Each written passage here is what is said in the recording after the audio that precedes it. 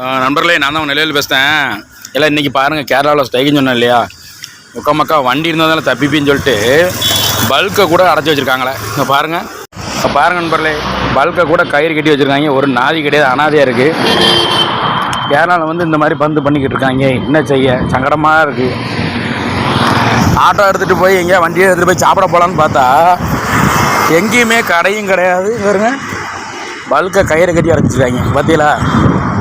பாருங்க நண்பர்களே, பாருங்கள், நீங்களே பாருங்கள் இந்த கொடுமையை. லேஸ் பாக்கெட்டு தொங்குது, லேஸ் பாக்கெட்டு தொங்குது. அடா பாவி பயவுலையா, கடையை அடைச்சி வச்சுருக்காங்க. எங்கேயும் ஏங்க வெளியே தெரியுற மாதிரி இருக்குங்க, பூரா கடையை அடைச்சிருக்காங்க நண்பர்களே. எல்லாம் வெளியே தொங்குது, பார்த்தா உள்ளே தொங்குது. கடையை பிடிச்சாங்க நண்பர்களே. பாருங்க, வரிசைக்கும் அவ்வளோ கடையை அடைச்சிருக்காங்க. உண்மையாகவே கேரளாக்காரங்கள மாதிரி முடியாது நண்பர்களே. பந்து எப்படி கொண்டாடுறாங்க பார்த்தீங்களா? கொண்டாடுறாங்கன்னு சொல்ல முடியாது, பந்துக்கு எப்படி எல்லாம் ஒத்துமையாக இருக்காங்க பார்த்தீங்களா? இது 2 பேரும் சைக்கிள் அனாதையாக இருக்குது. ரோடுனே சைக்கிள் ஒன்று அடிக்கணுவோம். இல்லை பார்த்து போங்களா, அங்கிட்ட போவேன் எங்கே வரான் பாரு, மேலேயே அடிச்சிருப்பான் விட்டோம்னா. இந்த மாதிரி ரோடு அனாதையாக இருக்கிறது. பாருங்கள், நீங்களே பாருங்கள் அன்பு சொந்தங்களே. இப்படிக்கா போவோம்.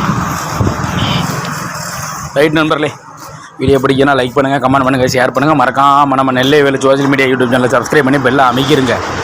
நன்றியா.